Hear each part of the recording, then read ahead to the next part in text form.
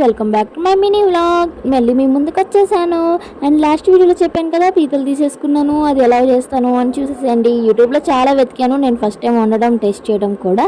And అది వెతుకుతూ ఉండగా నాకు ఒక వీడియో కనిపించింది, సరే ఇలా వండేద్దాము అనేసి. అండ్ ఒకసారి పీతలను కూడా మళ్ళీ నేను వాష్ చేసుకున్నాను. అండ్ ఒక కడాయి పెట్టుకొని అందులో ఆయిల్ వేసుకొని అండ్ ఆనియన్స్ కూడా సన్నగా తరిగినవి వేసుకున్నాను. అండ్ అది మగ్గిన తర్వాత కొంచెం అల్లం పేస్ట్ చిన్నపాయ పేస్ట్ వేసుకున్నాను అనమాట. అవి వాసన పోయేంత వరకు ఉంచుకొని టమాటాలు కూడా వేసుకొని ఒక 10 మినిట్స్ మగ్గిన తర్వాత మనం తీసుకొచ్చుకున్న ఫ్రెష్గా పీతలు కూడా వేసేసాను. అండ్ నాకు కిలో 300 పడ్డాయి.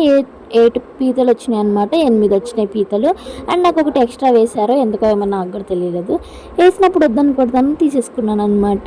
అండ్ పీతల్లో గుడ్లు వచ్చినాయి అని అన్నారు. అండ్ అవి ఆరెంజ్ కలర్లో కనిపిస్తున్నాయి కదా, అవి ఎగ్స్ అనమాట పీతలు. వాళ్ళు చెప్తే నాకు తెలిసినవి.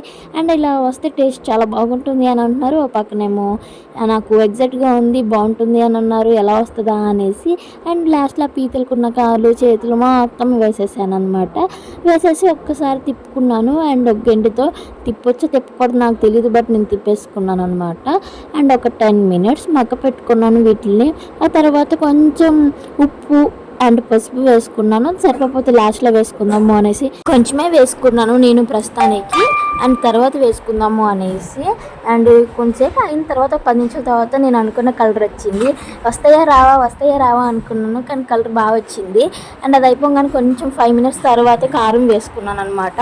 నేను రుచికి సరిపోని కారం వేసుకున్నాను. అండ్ నేను నానబెట్టుకున్న చింతపండు పులుసు కూడా వేసేసుకున్నాను అనమాట. ఇదే మెయిన్ ఇంపార్టెంట్ కూరకు అనమాట, పులుసు. అండ్ అది అయిపోయిన 20 మినిట్స్ తర్వాత ఇలా అయింది కర్రీ. అండ్ నా పీతల కర్రీ ఎలా ఉందో